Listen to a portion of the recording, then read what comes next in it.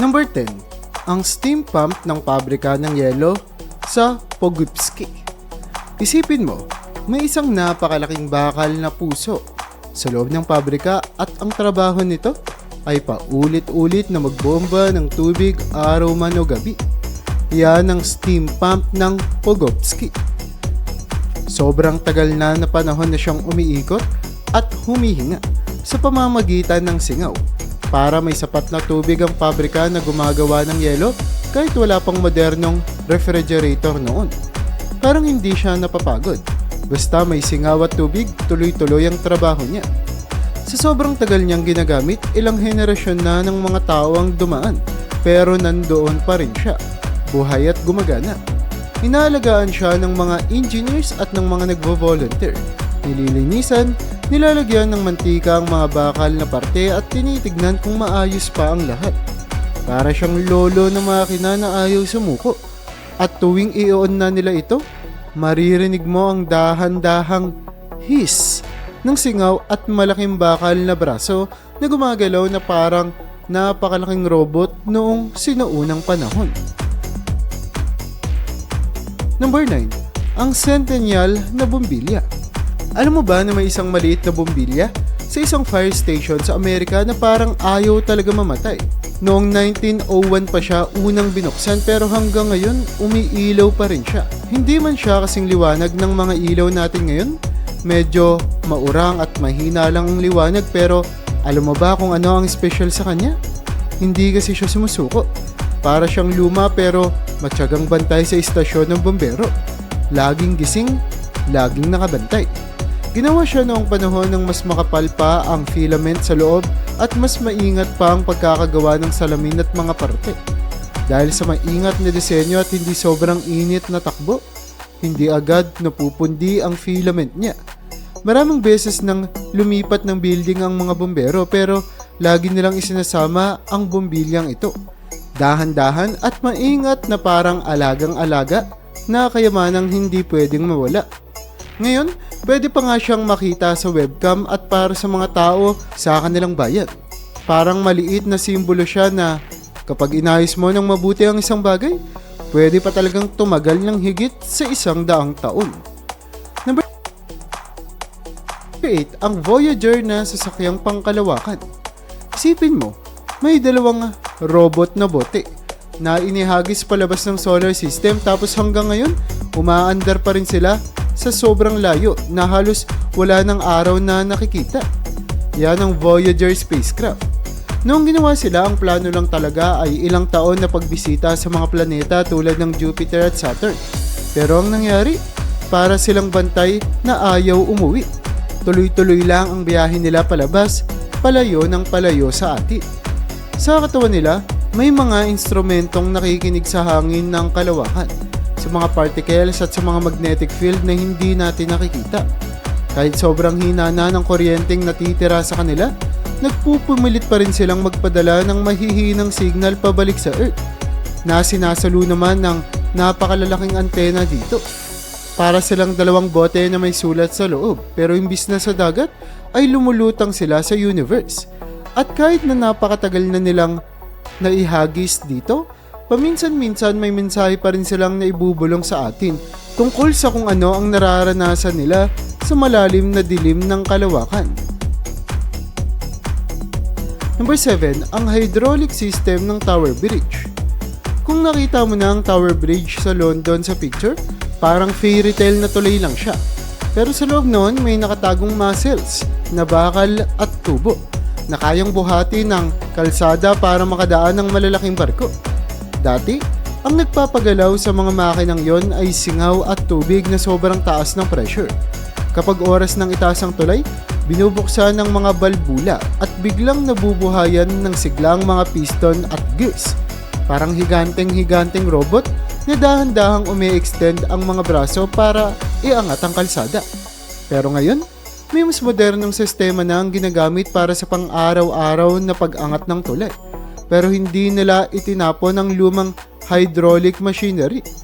Iningatan nila ito at minsan, pinapagana pa rin para makita ng mga bisita. Makikita mo roon ang malalaking flywheel, makikintab na bakal at mga tubo na parang ugat ng isang napakalaking hayop sa ilalim ng lungsod. Para itong museo ng buhay na makina na nagpapaalala kung gaano kaastig mag-isip ang mga engineer noong panahon na halos singaw at tubig pa lang ang pinaka, quote-unquote, superpower nila. Number 6, ang Harwell Decathlon Computer. Isipin mo, may isang napakalaking lolong computer na hindi kasing bilis ng laptop mo pero hanggang ngayon, kaya pa ring magbilang at mag-compute. Yan, ang Harwell Decathlon Computer. Sa halip na tahimik na chip sa loob, meron itong dahan-dahan na maliliit na tubo na umiilaw ng kulay orange. Kapag nagko-compute siya, parang kumikislap-kislap ang mga ilaw na iyon. Parang kang nanonood ng maliit na lungsod sa gabi na unti-unting nagbabago ang mga bintana ng ilaw. Noong araw, ginagamit siya ng mga siyentipiko para mag-solve ng mahihirap na math problems. Pero dahan-dahan lang siya mag-isip. Parang isang matandang guro na maingat magbilang. Hindi siya itinapon kahit na tumanda na. Iningatan siya, inayos ang mga kable, nilinis at muling pinatakbo gamit pa rin ang orihinal niyang mga parte. Ngayon, kapag binuhay siya, maririnig mo ang mahihinang pag-click ng mga relay at makikita mong kumikislap ang mga tubo na parang sinasabi niyang, nandito pa ako. Kaya ko pang magkwento gamit ang mga numero. Number 5, ang electric train ng Solar Railway sa Mallorca. May isang tren sa Mallorca, Spain, na parang lumabas sa lumang pelikula. Kahoy ang loob, makintabang sahig at umiikot ito sa bundok at lambak ng dahan-dahan. Ito ang Solar Railway. May higit 100 taon na itong tumatakbo sa parehong riles. Dumadaan sa madidilim na tunnel at matatarik na bahagi ng bundok. Pero sa halip ng usok ng uling, kuryente ang nagpapagalaw sa kanya. Mula pa noong panahon na bago pa o uso ang modernong subway at bullet train. Araw-araw, bago umalis ang unang tren, may mga mekaniko at engineer na umiikot. Nagche-check ng preno, langis at mga motor. Parang doktor na nag-iikot sa ospital. Kapag umandar na siya, maririnig mo ang tahimik na ugong ng electric motor at kalansing ng bakal sa riles. Nakikita ng mga pasahero ang tanawin ng bundok, puno at dagat habang bumabiyahe sa tren na parang luma pero buhay na buhay. Para siyang kwento ng nakaraan na hanggang ngayon ay pwede mo pang masakyan, maramdaman at pakinggan. Number 4, ang orasan ni Zettler. May isang orasan sa tuktok ng simbahan sa Munich na parang matandang bantay ng oras at higit 1 siglo na siyang gising. Ito ang orasan ni Zettler. Hindi siya digital, walang baterya at wala ring app pero araw-araw tumitibok pa rin ang puso gamit ang bigat, pendulum at kaunting kuryente. Sa loob ng tore may mga gears, bakal at maliliit na contact points na parang ngipin ng isang napakalaking bakal na halimaw na marahang ngumunguya sa bawat segundo. Tahimik lang siya pero bawat tik-tak niya, tanda ng isa na namang araw na lumipas. May mga tagapag-alaga siyang nagsisilbing kanyang mga magulang. Minsan-minsan aakyatin nila ang makikitid na hagdan sa loob ng tore para linisin. Lagyan ng langis at siguraduhin hindi naaantok ang pendulum.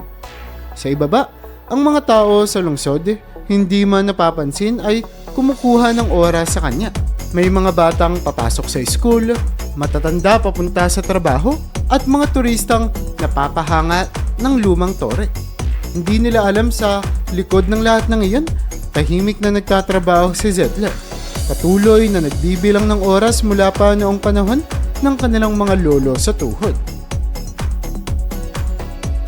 Number 3, ang Luxy Wheel o Lady Isabella. Sa isang maliit na pulo na tinatawag na Isle of Man, may napakalaking gulong na pula at puti na umiikot pa rin hanggang sa ngayon. Ito ang Luxy Wheel na tinawag ding Lady Isabella. Para itong higanteng Ferris wheel pero imbis na tawang sakay, tubig at bakal ang pinapagalaw nito. Noong unang panahon, ginagamit siya para magbomba ng tubig palabas ng minahan sa ilalim ng lupa. Ngunit, kapag dumadaloy ang tubig sa taas ng gulong, Dahan-dahang umiikot ang buong wheel at parang napakalaking relo na umiikot ng mahinahon. Ngayon, hindi na siya abalang-abala sa pagbomba ng tubig, pero buhay na buhay pa rin siya bilang bahagi ng kasaysayan. Pwedeng umakyat ang mga bisita sa mga hagdan sa gilid niya at tumayo sa itaas habang sa tabi nila maririnig ang tunog ng tubig na tumatama sa kahoy at bakal. Plak, plak, plak. Kasabay ng mabagal ngunit tiyak na pag-ikot ng gulong. Parang sinasabi nga ni Lady Isabela na matagal na akong nandito. Bata pa ang lolo't lola mo, umiikot na ako.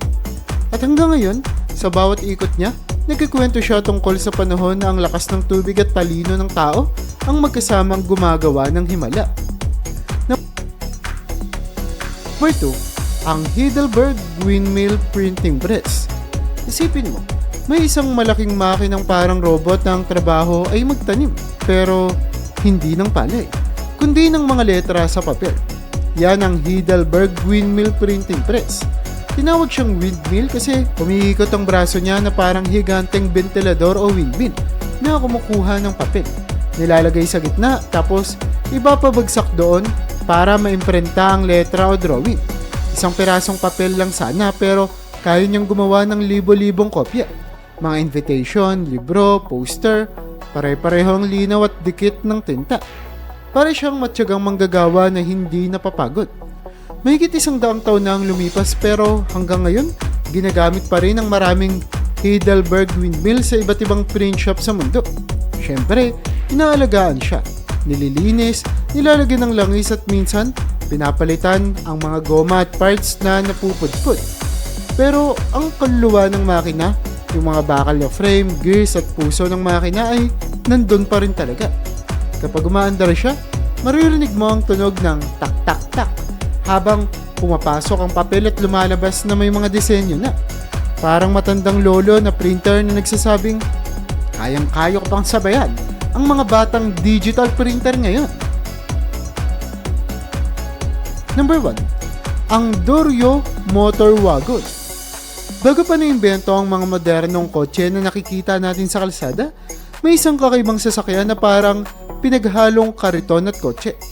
Ito ang Doria Motor Wagon. Noong panahon na kabayo pa ang gamit ng mga tao sa paglalakbay, naisip ng magkapatid na Doria, paano kaya kung gumawa sila ng sasakyan na umaandar kahit na walang kabayo? Kaya gumawa sila ng karwaheng may maliliit na makina sa loob na hindi na kailangan ng kabayo, gasolina at makina na ang nagtutulak sa gulong. Noong una nila itong pinaandar sa kalsada, siguradong napalingon ng mga tao. Nagtataka kung anong klaseng mahiwagang kariton iyon. Ang mas nakatutuwa pa, buhay pa at gumagana pa rin ang isang Doria Motor Wagon kahit higit na 1 siglo na ang lumipas. Inaalagaan nito sa museo. Nililinis at minsan pinapaandar ng dahan-dahan para ipakita sa mga bisita. Nakikita nila kung paano umiikot ang makina, gumagalaw ang mga gulong, at kung paano umuusad ang sasakyan na parang bumalik sa panahon ng mga lolo't lola nila. Para itong unang lolo ng lahat ng kotse sa mundo. Matanda na, pero kaya pa rin tumakbo at tahimik na nagpapaalala na dito nagsimula ang mahabang kwento ng mga sasakyan na mayroon tayo ngayon.